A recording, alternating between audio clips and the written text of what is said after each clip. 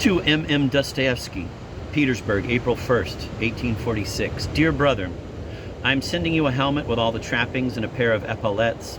The shako has not been fixed to the helmet because they told me that it would get damaged on the way. I don't know whether I've done the right thing. If I haven't, it is really no fault of mine because I know absolutely nothing about these matters. I have lost touch with the times, my friend. Now, a second question. You may ask me why it took me so long to do what you asked, but the thing is, my good man, I am subjected to such hard labor that, incredible though it may seem to you, I couldn't find a spare moment to carry out your errand. It is true, though, that I missed 2 mails entirely through my own negligence. I am sorry, don't be angry with me. Now, something else. You must resent the fact that I haven't written to you for such a long time, but then I completely agree with Gogol's Paprician, who says, letters are nonsense, apothecaries write letters. What exactly was I to write to you? I should have had to fill volumes to tell you all the things I should have liked to. Every day in my life brings so much that is new, so many changes, so many impressions, so much that is pleasant and favorable, and so much that is unpleasant and unfavorable that I myself don't have the time to ponder about it all. To start with, I'm frightfully busy. I have an inexhaustible fund of ideas and I never stop writing. Don't imagine that everything is roses. Nonsense. First of all, I've gone through a lot of money, to be precise, 4,500 rubles in currency bills since I saw you, plus a 1,000 ruble advance I received on my merchandise. And so with my carefulness, which you know so well, I have completely robbed myself and I don't have a kopeck to my name as before. But that's not important.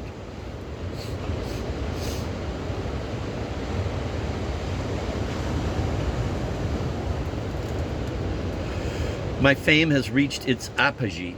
In the past 2 months, by my own account, my name has been mentioned about 35 times in various publications. Some praise me to the skies, others entertain certain reservations, and still others cover me with undiluted abuse.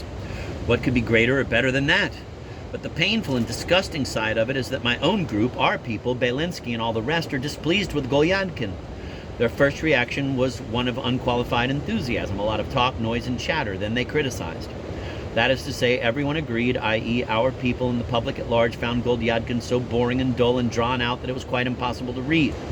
But the funniest thing of all is that all those who take me to task because the novel is so long gulp it down and then reread it again and again. And one of our group does nothing but reread a chapter of it every day so as not to overtire himself. And he smacks his lips with sheer joy over it. Some members of the public vociferate that it is quite impossible, that it is stupid to write and publish such things. Others that I copied and plagiarized from them. And I have heard such madrigals from still others that I am ashamed to repeat them.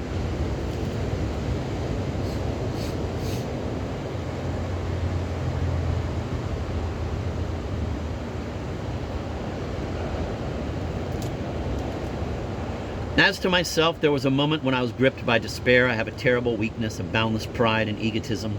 The idea that I had betrayed the expectations placed in me and spoiled something that could have been a major achievement just about killed me.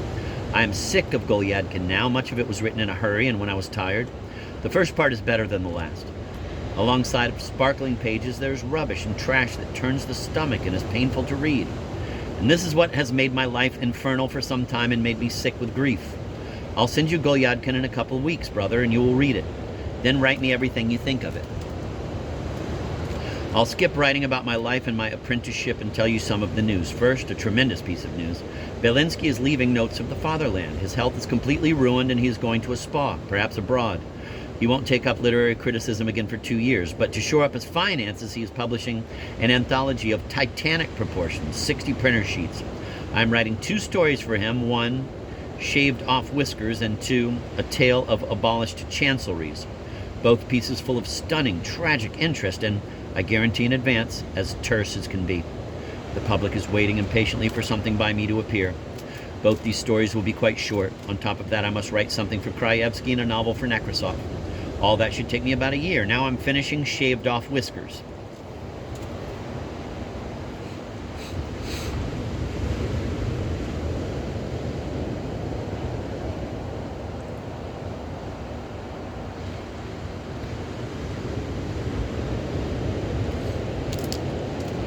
The second piece of news is that a whole host of new writers has come onto the scene. Some of them are my rivals. Among them, the most remarkable are Herzen, Iskander, and Goncharov.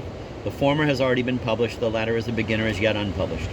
Both are highly praised. For the time being, the primacy is mine, and I hope this will always be so. In general, the literary scene has never seethed with such activity as now.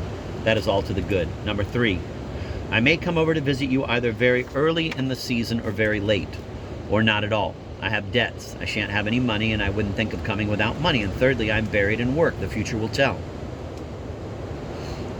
Number 4, Shidlovsky has shown signs of life.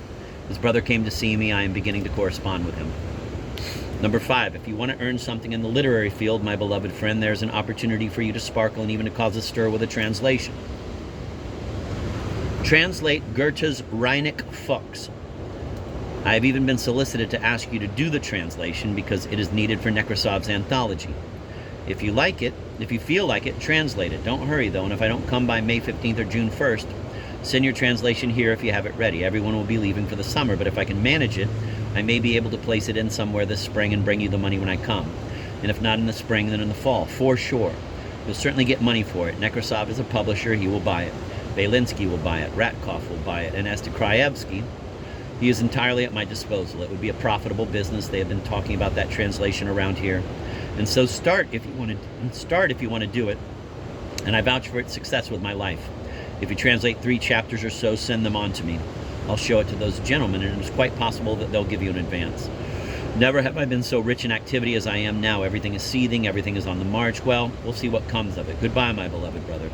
Goodbye, my dear fellow. Love to you all, and I wish you all the best. I kiss both of Emilia Fyodorovna's hands, the children too. How are you? Write about yourself. Ah, my friend, I do so long to see you.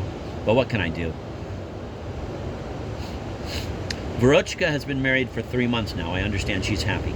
Uncle gave her as much as he gave Varya. Right to uncle. She married Ivanov, his worship. He's 30 years old. He's a professor of chemistry somewhere or other. Verochka wrote me and said she'd written you too. Yours alone, Dostoyevsky. Footnotes.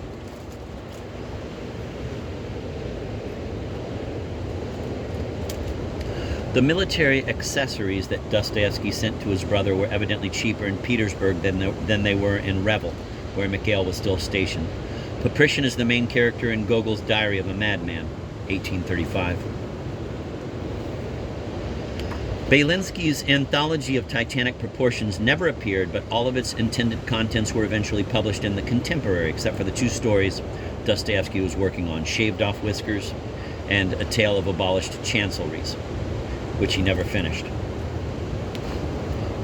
Alexander Ivanovich Herzen, 1812 to 1870, who also wrote under the pen name of Iskander, was an essayist, social critic, and author best known for his novel Who is to Blame, 1847.